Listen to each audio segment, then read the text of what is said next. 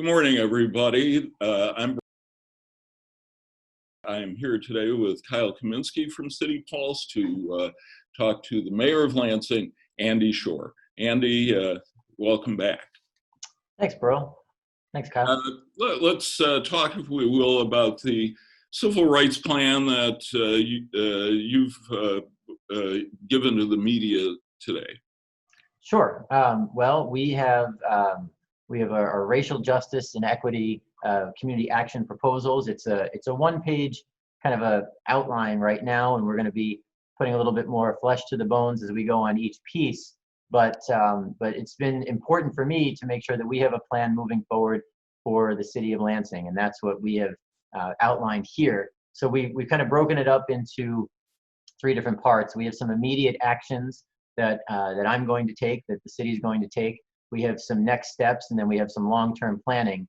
And as I talk to people in the community, this is the expectation: is what can we do now? What can we be working on? And what can we get to?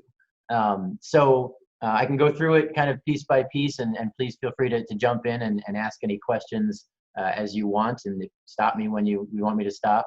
But the 2 first immediate pieces are signing a few pledges. The first one is the 8 Can't Wait pledge. And for the last week, I've had numerous people email me in my office or talk to me and say there is this pledge online that people, or mayors and communities, are taking that deal with force, that deal with use of force, that deal with what actions are acceptable and not for police departments.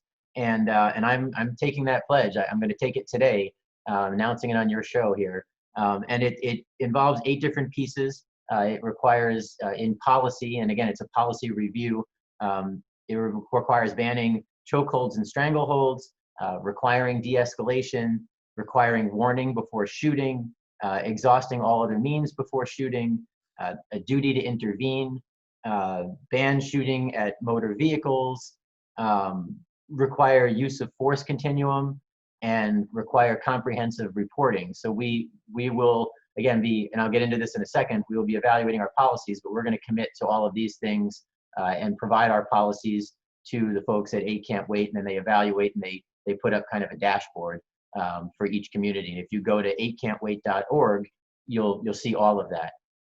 The second pledge that I'm going to take is President Obama's mayoral pledge, again, dealing with use of force or response policies, or whatever you want to call it. And you can see that at obama.org/mayor-pledge. And I've had many of my colleagues around the country taking that pledge. And if you go to that page, you can see everyone who's taken it, and they post it on social media, and we'll do that as well. And that requires, again, a police use of force policy review. It requires community engagement as you do that, by including a diverse range of inputs and experiences and stories for review. So taking that feedback, that information, and then you have to report the findings to the community and seek feedback, and then reform the community's use of force policies. And we're going to go through all of that. So I will take that pledge today, and we will post that. But again, I'm sharing that with you here before taking it, and I'll do it right after. So we're going to do that. Pledges, Andy. Of the 8 Can't Wait demands, do you know how many of the 8 are, a shift for the police department, or what that means in terms of changes? Yeah, some of them are in practice, and some of them are in policy. So we're going to put it all into policy. So I don't, I think a lot of this stuff we have been doing. As I look at the list, we don't shoot at moving vehicles. We don't do chokeholds and strangleholds. So some of them are in policy, and some of them are general practice, and we're going to put that in policy. You want me to keep going? Yes, please do. Thank you. We are going to initiate a diversity, equity, and inclusion plan for the city. I think that's a tremendously important piece, and it's going to involve an environmental scan of the city and what we do. A woman named Teresa Bingman is an expert at this. She's done it with other school districts and communities in the region. She's a local attorney, incredible woman, and she's going to take this on along with our staff here and do kind of an environmental scan of the city so we can understand and we can create that plan. Our Diversity and Inclusion Council is going to be involved with this as well. So that will be initiated. Been talking to her over the last few days, and she is excited to do this for the city. We've been working on a diversity and inclusion officer here in the city for several months now. The Diversity and Inclusion Council recommended this in November. I'm sure this is one of your questions. I thought I had responded to them in January saying we were going to do this. They say they didn't get it, so I couldn't find it in my sent mail. I'm not sure what happened. So I resent the memo. I updated the memo that I responded to them about 2 weeks ago or a week or two ago, and resent the memo. I had to update it because now we had kind of COVID issues. You know, we have been working on it, and there were issues, and then we had to kind of put everything on pause in early March when everything paused for COVID. But we're going to be doing that, finalizing that, making sure we have that position here within the city. And then we're gonna build what I called a centralized transparency resource.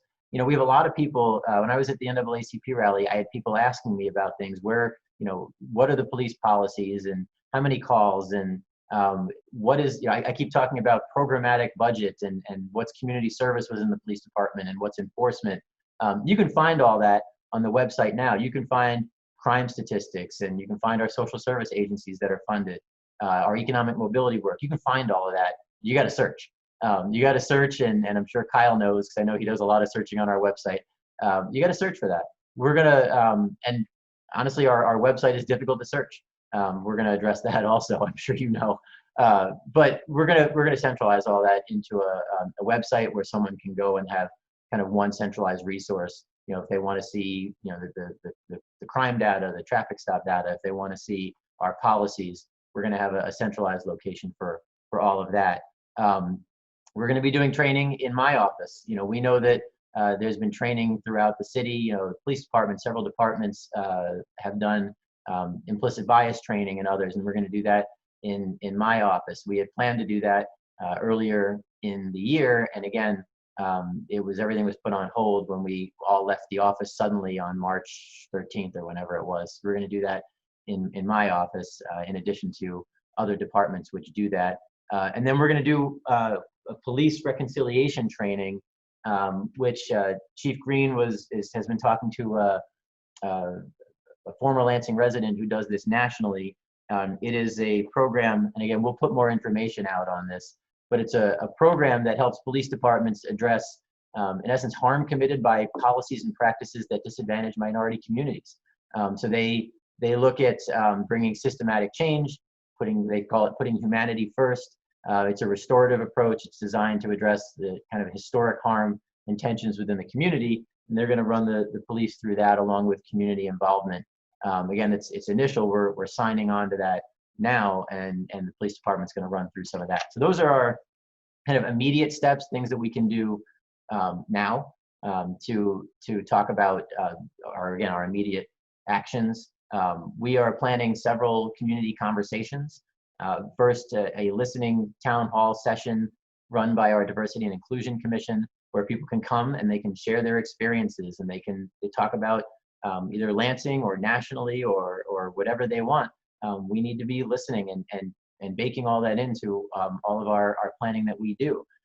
We are going to do a police. I mentioned the Obama plan, so we'll have a police use of force community conversations that I had mentioned. The police board of commissioners are going to be doing that, and it's a whole series. They're working on it now, and I talked to the chair of the police board of commissioners yesterday, and he's working through the process. But we're expecting that to happen over a series of weeks, several different listening sessions, and then review with the community, and then more, listening work, and then presenting kind of a plan, and then updating the use of force policy that we have here in the city. And then finally, we want to do, we do these participatory budget meetings every year. We invite the media, we do them as we craft our budget. We're going to do that for our community regarding resource allocation for enforcement, for community services, for our social safety net. And there's a lot of conversation going on about that right now, and I want to engage that conversation. So we are going to have that, in essence, a participatory budget, without directly proposing a new budget, but getting those conversations on the table to hear from people about what they think when you look at resources and dollars of the city, and where they need to be allocated. That's an important conversation that we need to have. So we're going to initiate that over the summer, even before. Normally we do our participatory budget meetings in November or October, so we're going to initiate that over the summer. So these are some of our listening steps, and then we have long-term plan work as we hear and come up with the thoughts and the listening to the community. And we have to work with the city council on if there are any budgetary adjustments that need to be made, or as we prepare for the next budget, what do we need to do? And again, council is a legislative body, so we'll work with them. And I know they're planning to do several listening sessions also. I think Council President Spatafor said that at the last council meeting, so they'll do listening sessions. And we'll work with City Council on our budget, as we always do. We'll share the results of the police use of force and implement any needed reforms through that. We will develop and implement needed policy changes for the police department. And we'll work on any policy changes that we need to have in city ordinance or charter, in conjunction with City Council, again, who is a legislative body. So these are kind of the immediate actions, next steps, long-term plan that we've put together. And then we will, as we go, we'll release to the media, the dates and things as each town hall is set, the 2 pledges I'm telling you now, and we'll probably post that on social media that we've taken the pledges. And as the other pieces move forward, the diversity and inclusion plan, the transparency website, we'll continue to put more out on each of those. I didn't need a 100-page document. I just needed kind of the schematic, the blueprint, and we'll continue to share with the media and with the public as we go. Before we get into some specific questions, Andy, what is your general message you're trying to deliver to the people of Lansing through this plan? Well, that we're listening, that we know that there are issues, and I'm listening, and I'm not just saying, hey, I'm just listening. We're formulating action steps to take. This is the time to address these issues.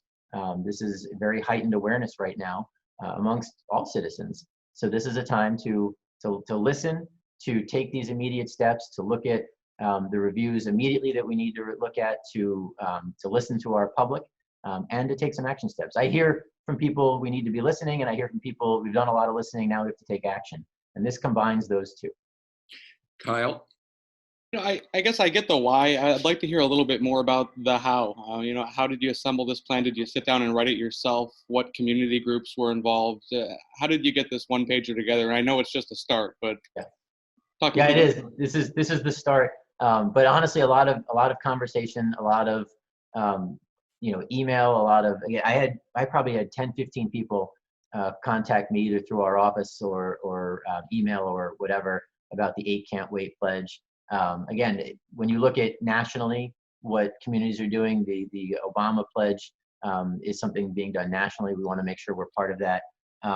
And a lot of this is based on feedback that I've heard so far. I went to the NAACP rally, and I had people tell me, I think I said that, I had people tell me, I didn't know that. If I said, well, we are policing, we have 12 community police officers, and that's, several $1 million in just proactive policing. I said, I didn't know that. Where do I find that? And I said, let's tell you that. Let's tell the public. Let's put it on the page. So you make a mental note, put it on the pad I carry, and these are the pieces that have come. Now we may add to this. This is not the end. This is the beginning.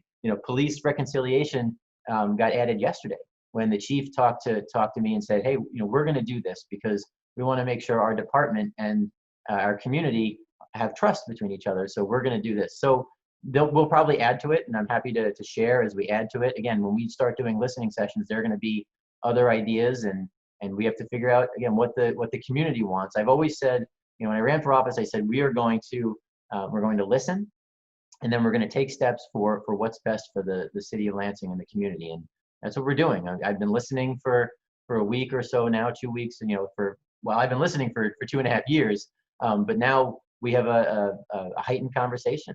And this is what I've gotten from that heightened conversation so far. But like you said, Kyle, this is the beginning. Kyle, has this, I'm sorry, Andy, what's the price tag so far?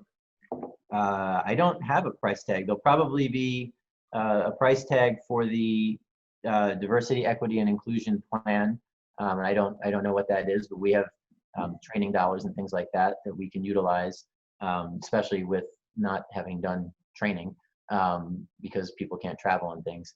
Outside of that, a website, there's no cost. It's a matter of staff time to just create the schematic of the site and then drop things in. Again, Teresa training. Bingman, what does that cost? Yeah, that's the diversity, equity, and inclusion plan. So we will pay her for that. That is a serious effort, and we will pay her for that. But again, they will be in consultation with the Diversity and Inclusion Council. You don't know how much you're going to pay? I don't know that we can get you the information when we know. I don't think we've actually finalized, any kind of contract or anything. I've had conversations with her about what she wants to do, and they've all been fairly initial. So I don't have that. I'll let you know when I. Is the city working with any public affairs or public relations firm for some of this work? I've had lots of folks reach out to me about assistance, and I've asked several people for help. Valerie does a wonderful job, but we've got a lot going on right now, and I've had people reach out to me, and I'm engaging their help personally. It turns out in Lansing we have a lot of really good PR firms, being the capital city, and I've worked with many of them through my time in the House of Representatives and even as mayor, and they've all been very supportive. So a lot of them have given us a lot of really good advice, really good information. Kyle, do you have any other specifics right now? Yeah, I guess, you talked a little bit about possible changes to the budget going forward. And I know one of the loudest cries we're hearing is defund the police. And I know that has a couple of different interpretations. But do you think that, you can appease a movement to defund the police without actually taking some more immediate steps to defund the police? Well, this is the community conversation. We want to invite all voices to the table to talk about, that effort really is about resourcing. It's about what should the police be doing?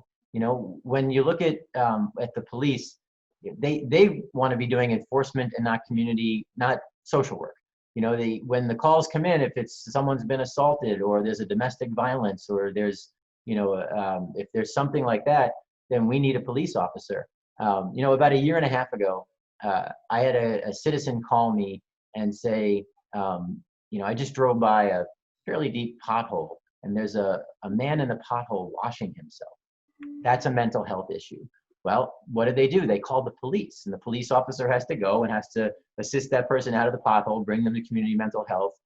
That was one of the things that triggered us hiring a social worker. We wanted that social worker, so it's not a policing issue. So how do you look at resources and say, we are going to take resources and we're going to use them for social workers, for other areas that can assist with people when the police are getting 85,000 calls, and we'll look at the data. What number of those calls are enforcement related, and what number of those calls are other related? How many of them, if we can get many of our social service agencies, which we do fund, to assist in those areas, in addition to having more social workers, that's helping the social safety net rather than having police officers. But we also have to have them doing that work nights and weekends. And how do we match resources? And they're all starved for resources as well. Community mental health was cut significantly by the state. And if you ask them, they'll tell you they lost millions of dollars when the state changed systems a few years ago. So how do we navigate that? How do we work with the state to make sure they've got the appropriate resources? How do we navigate that? It really is, it's a funding question of the priorities that we have. We do a lot of community service through the police. Again, I mentioned before, we have 12 community policing officers. These are proactive people who are walking around, neighborhoods or the downtown or Old Town or, on the South Side, we've got several, and they're doing proactive work. So how do we engage them to be proactive with community service, and how does the resource reflect that? And I've also heard, again, you hear that, I've also heard, can we adjust how we do community policing? They walk around with a uniform. Do they have to have a uniform? Can they have a polo or something? Can it be less, less official, and we're going to look into all of that. But I think a lot of that is a resourcing question, and that's where we have a community conversation, and we let people, have their input, and then we work on the budget. I think a lot of this is probably, balancing a national frustration with what problems really need to be addressed in Lansing. I had a pretty lengthy conversation with the chief yesterday. He went through a whole host of training that's being done. I think the Lansing Police Department has a larger training budget than most regional agencies. I think he's pretty pleased with the statistics in terms of traffic stops. I haven't had a chance to look at them, but I don't think there's a massive disparity like we're seeing in some cities. How do you balance the idea that, Lansing Police Department is possibly strides ahead of where other places are, but also recognizing that the community is frustrated and wants something to change, but how do you change a system that's not totally broken, I guess? That's a good question, Kyle. There's always work to do. There's always work to do. First we have to share that information. Again, having a transparency resource, when you've looked at it, I'm glad you had a chance to look at it, because I can sit here and say, our traffic stops are roughly equivalent to our population, which is a point of pride. We're not seeing out of whack traffic stops, but you have looked at it as a reporter and you have agreed. So I think having that information available to the public, but recognizing we're not done. We do have everything you said, but we're not done. There is more work to do. Again, there is systematic work that can be done. When you look at 85,000 calls, yes, our police officers, we don't put mentally ill folks in jail. We just don't. We had a gentleman walking downtown, I want to say he took his pants off or something. We didn't put him in jail for public indecency. We brought him to CMH and got him mental health assistance. But we have to show that, and we have to engage with other agencies to help out. There is still more work to do. I do think we are in a decent place, but there's more work to do. I had one more question on defunding, the idea for it here. So I guess, go ahead, Burl, go ahead and take it from here. I got to get my question and thoughts together here. Your Honor, there's one item on here over which you have direct control. That's the mayor's office. What is implicit bias? Let's start with that, because you said you want to train people on that. Well, again, this is something that our police department has done in other agencies. We all, I don't think anybody thinks they're racist, but everybody has their own experiences. And some people don't realize when they do things that may have connotations to others. We all have to recognize, I have never walked in the shoes of an African-American man. I don't know what that's like. I need to learn about, implicit bias that I may have without realizing it. And I think everybody should go through that training. I have direct control over my office, like you said, so I'm going to make sure my office has this training. And we know we're doing this in a few departments, and we're going to be pushing this out to all departments to do. And that's, part of HR's training, but we want to make sure that everybody understands that there are implicit biases that people have based on their own experiences, and they need to be able to, I wouldn't say relate, but at least understand that we don't know everything, because we haven't walked in those shoes of someone from the the Latinx community. I have not been in those shoes. I haven't been in the shoes of others, and we need to understand. And in my office we have a great diversity of individuals here. We've actually done interpersonal training. We did it late last year or early this year, so we could at least understand each other. And it was a really good conversation. Jenny Grau did it. She's a local trainer here. And it was a very good conversation to help people at least understand each other. But I think a little bit of a deeper dive would be good for my office, would be good for the city, would really be good for anybody. We have now 3 former city officials or employees, former Fire Chief Talafero, the former IT Director Colin Boyce, and a former staff member in your office, Natasha Atkinson, all saying essentially, this has been an uncomfortable place to work. You have been unwelcoming to them. these are now not just one person and then a lot of people that didn't continue, some people who didn't continue from the previous administration, but 3 people now making the same claim. What do you say to them? Well, in my office and for our cabinet, we treasure the diversity that we have. We have significant diversity. When we came in, we had a tremendously diverse cabinet that reflects the diversity of the city. I'm proud of that. Since I came in, we've had 3 African American and 3 white cabinet members leave, and 3 African American and 3 white cabinet members join. And they are all very involved in the conversations and discussions that we have. I'm listening to everything that I'm hearing, and I want to make sure that I digest everything that I hear. But in terms of our cabinet and our leadership, I have complete faith in the folks that are there to provide me with advice, not only about their department but their experiences, and we maintain a diverse cabinet. So I'm not gonna address each individual because honestly, it's a personnel issue, and it would be inappropriate of me to discuss the employment of any former City of Lansing employee. But as a body, as a cabinet, as folks who are advisors to me, I am very closely listening to their thoughts, their opinions. Every member of my cabinet, every member of my personal staff has had significant input into the decisions that I make every day. I have implemented recommendations from all of them.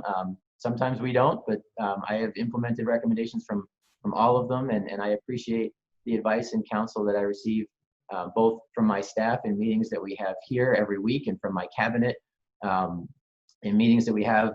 I think early on when I first got into office, I struggled a little bit with the best way to approach how to work with department directors, because I came in kind of with the thought that they were going to run their department and seek counsel when they need. But I learned that a lot of them really wanted more than that. They wanted more direct communication and conversation other than just a weekly cabinet meeting. And I've adjusted. I have adjusted to make sure that I'm speaking with all of our cabinet officials regularly. And now I speak to each of them, 2-3 times a week. It depends on the different department. There are some that are forward facing. If I get emails about potholes or parking or social services, then I'm talking to HRCS, I'm talking to public service, I'm talking to parking more.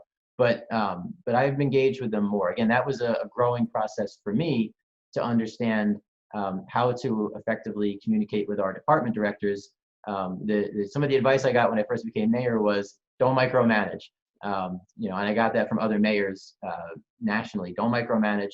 Let your department directors do their thing. But I think that was it was good advice, but it was incomplete advice, because because when we came in, we continued many from the previous administration. I think they were still seeking my advice and counsel, and I thought they would come to me. I have an open door policy, but I think they were expecting more of me going to them. And I think now we've resolved a lot of that. And I'm proud of the diversity of my cabinet. I'm proud of the expertise of the people who are in leadership positions in the city. If I could just chime in on, so you have 3 employees that have made complaints that they had a toxic workplace in your office or in your administration, and the first thing you said when asked about it is that you cherish diversity. Do you see how that would diminish the experience of these 3 people and make it seem like that maybe there's not a problem after all, because the first thing the mayor says is diversity is fine in my office? Well, I said I do cherish the diversity in my office. It's really important that we reflect the diversity of our community with the leadership in our office. And I'm not going to get into personnel issues, but it's something that is certainly important to me. And we have a leadership team now, which again reflects the diversity of our community, and that I think is important. Your Honor, I understand you can't get into specifics on why Natasha Atkinson was let go, but what about her accusation of credit card abuse in the office, which seems to surround some employees taking other employees out to lunch, and it turns out it's not really city business. I know you guys have FOIA'd our credit card information, and you'll get all of that. I work 12-hour days, many days, and I bring in TV dinners and things that I store here that I eat. Sometimes we have to have meetings, not often, but sometimes we have meetings, and we'll either go out and have a meeting over lunch with people who are involved with the city.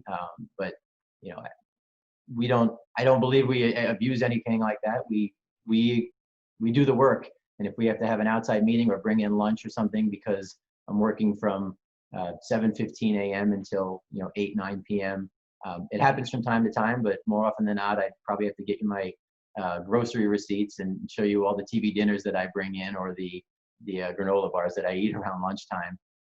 So it's it's sometimes a necessity in terms of having a meeting and having a lunch meeting, but are you looking into her accusation of whether any of your staff members have abused their credit cards? I think there's only two or three in my office that have credit cards, and yeah, we'll pull the records and take a look. And again, you're going to get them soon as well. But is your office looking into them versus you're going to give us the records to look into? Yeah. Okay. Kyle? One of the other accusations was drinking in the mayor's office is not uncommon. I'd like you to respond to that if you can. There's never been alcohol in this office. Not in City Hall, in this office, never. I know the staff gets together from time to time to, after hours to socialize. We've had afterglows for State of the City and Silver Bells, but I have never seen or heard of nor would accept any alcohol in this office.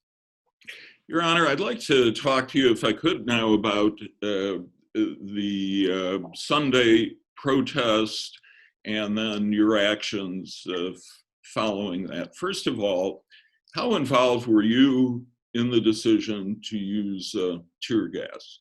Yep, that was a decision made by the chief of police in consultation with the sheriff. I found out not long afterwards and had a conversation with the chief, and he explained to me the situation, and you had a story up on it in your communication with the chief of police, which I thought explained it very well, that that the situation had devolved into a situation where we had dangers for people living downtown, and we had dumpster fires and a car that was lit on fire, and we had people who were at risk, whether they lived downtown or they were peaceful protesters who were now at risk, and they made that decision, and I was alerted. As you pointed out in your editorial, I was there during the day for the protest, and when they left the city, I went home, and then when I started seeing, when I heard that there was a violence happening downtown, I had intended to come back, but I was advised that I may not be able to get to City Hall. That was an error. I should have come back. I should have come back. I think in your editorial, Burl, you had said something like, why didn't the mayor hold a press conference, asking for calm in the city? You're right. I should have done that.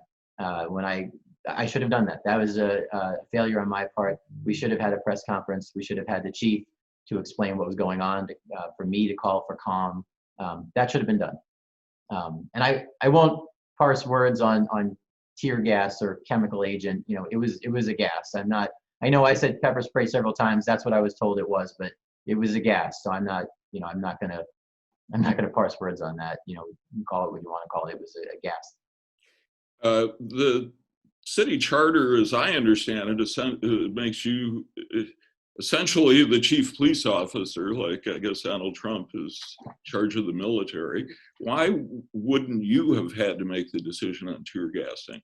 It's a conversation that I will be having as we look at the situation with the chief. He has told me that in 23 years he's never seen gas needed to be used in the city of Lansing. Although maybe once there was some plants on the north side that I can't recall.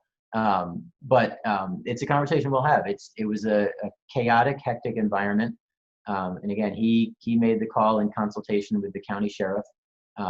It's an expectation I have that I'm brought in a decision like that, but he's a new police chief and I'm a new mayor, and this has never happened before. And it's a conversation we'll have. I don't expect this is going to happen again, but I didn't expect it would happen that day, and I do expect to be consulted on that, and we'll have that conversation. But again, when I heard that it had happened with the car that was on fire, I called him and he explained it to me, and I said, okay. You've explained that and said that you should have stuck around. Then the week went on, and on Saturday night, protesters showed up on your doorstep, and that broke what appeared to be a silence from you on everything that had transpired. What was going on with you that week before you did come to meet with the protesters? It's a good question. We were really trying to analyze everything that had happened before really I don't want to get out and start talking about things I don't know. Had I talked, the day after, now I was out at the cleanup and there were a lot of people there and there was media, and I did talk to some of the media that were there at the cleanup the next morning.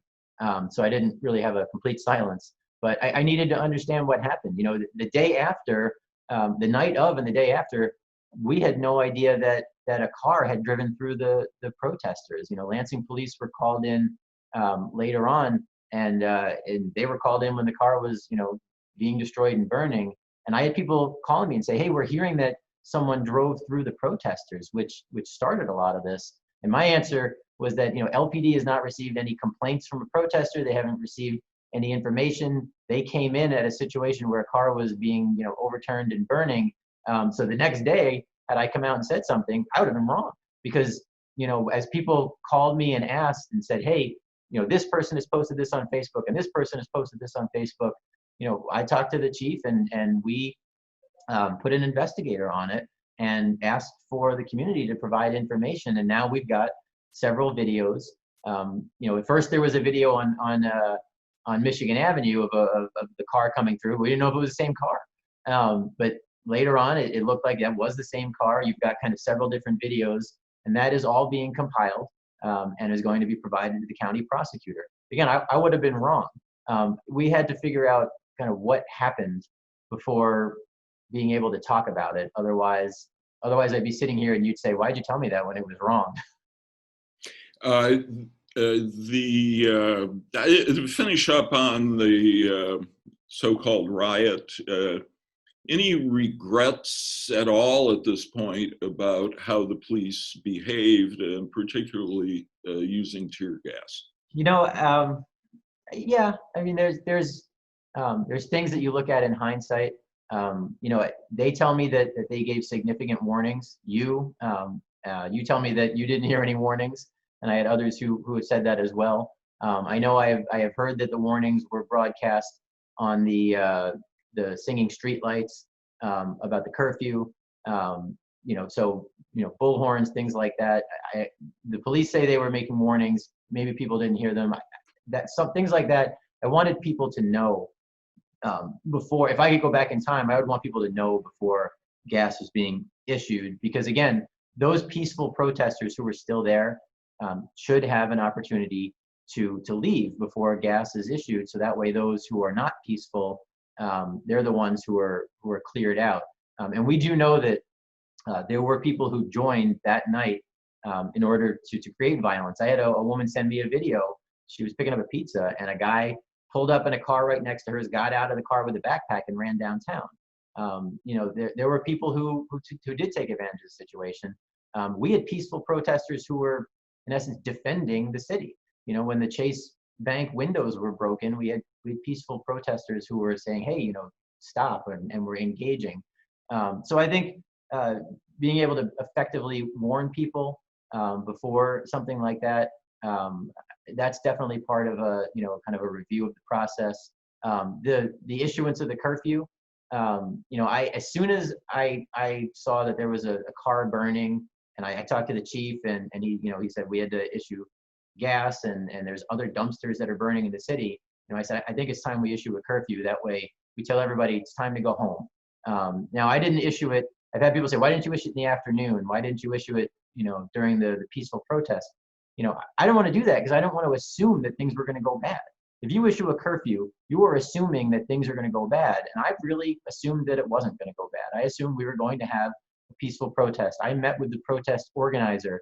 I was there at the protest for several hours until they left, which I thought they were leaving, but they went to East Lansing. So I was there for several hours. So I did not assume things were going to go bad. But as soon as we saw violence, we saw a car on fire and other fires being started, and again, people joining downtown, I issued the curfew. Now, we had technology issues. You know, the curfew was issued. As soon as it was issued, the police started broadcasting that. We put it on the IntelliStreets, the singing streetlight system. But the text message went out like, it went out at a different time to people. So I had people who were saying that we put out the text message late to capture people, in essence, after the fact. Now, I've been told that police issued several warnings when it came to the curfew, and nobody who had a curfew violation was not specifically warned. But we had some technology issues that we really need to make sure that we correct. So some of those things, you know, yes, there were some things that in retrospect, you know, with hindsight being 2020, I would like to see change. Then you appeared on a Facebook podcast with the head of Black Lives Matter, and I want to ask you, when she asked you told you to resign, you said, "Not right now." What was that about? It was, you know, I was very flustered. I was unprepared, and I think I said not at this time. I think I said no, not at this time. The answer was no, and I was flustered. I was unprepared, and you know, every politician has that bad day. You know, you can ask any politician, and they have that bad day, and that was my bad day. And I think I said no, not at this time. But yeah, I think I said no, not at this time. I plan to continue to do the work for the city of Lansing or something like that. And the answer is no. I'm going to continue to do the work for the city of Lansing. Kyle? I don't mean to topic hop here, but I just formulated my question from earlier here. So I want to clarify. So it sounds like you're against any move to reduce funding to the police department. I talked to the police chief. He's very much on that page. If anything, he wants to see funding increased. I'm assuming because you're his boss, you guys might be on the same page on that? You know, again, it's a community conversation. It's a matter of where we put our resources in order to do the effective policing. You know, if we find that there are agencies that can do this, and we need less policing because we have agencies that can handle mental health, I'm open to the conversation of the community. So I'm not saying one way or the other. I'm saying that this is a community conversation as we do budgeting with the Lansing City Council. So I'm not, you know, I'm really saying that we have to fund our priorities. And that's always the way we've approached the budget, is to fund your priorities. You identify the priorities, you identify the systems, and then you fund those systems in the proper way. You were quick to take $100,000 out of the budget and put it into this new fund. What's that going to mean for the department? Where's that coming from, and why the quick reaction to do that? Well, that was more of an immediate, it was immediate step, kind of a down payment. We're at the end of the fiscal year right now. We've got what, 14 days left in the fiscal year. And again, with looking at the budget, there are some unspent dollars within the police department that we can, in essence, take. Normally those would roll into the budget reserves. And to be honest with you, I'd like more money in our budget reserves. We can have that conversation too. I'm sure we will. But this is a priority right now. This is a priority. It's been a priority. But we haven't put the resources into racial justice that we need. So this would be an initial creation of a fund.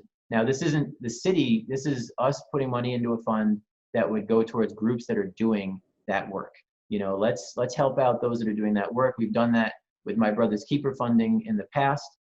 So let's put those dollars in. And so we were able to identify about $100,000 in the police budget, about $50,000 in the human relations and community service budget, and then about 20,000 in my brother's keeper funding, which hasn't been able to be spent because COVID has not eliminated, but COVID has stopped some of the programs that we expected to spend it on.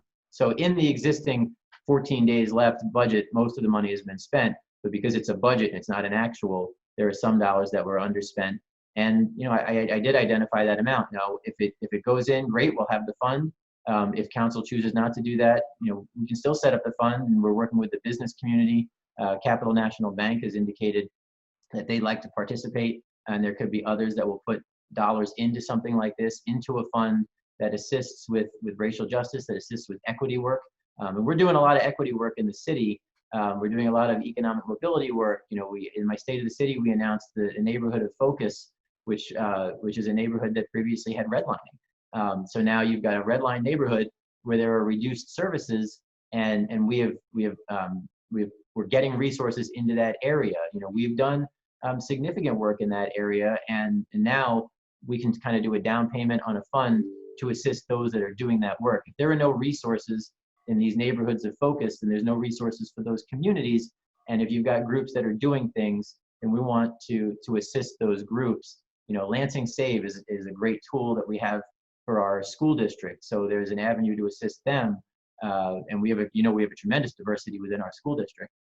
So the idea really was, if we have some dollars left in the expiring budget, instead of putting it into reserves, or a fund balance, which I would like, we will put it into this fund. But again, it's a proposal to council, and they will have a conversation about that, I expect, on Monday, and then we'll see what council does. I am fully supportive of this proposal, but either way, again, I think the business community will be involved, and we can put some dollars in that we can then get out to many of these groups that are doing that work. Your Honor, I think your new budget calls for 3 more police officers. Is that still the plan? The budget that was passed unanimously by City Council reduced overtime, and in essence put in 3 more officers and reduced overtime.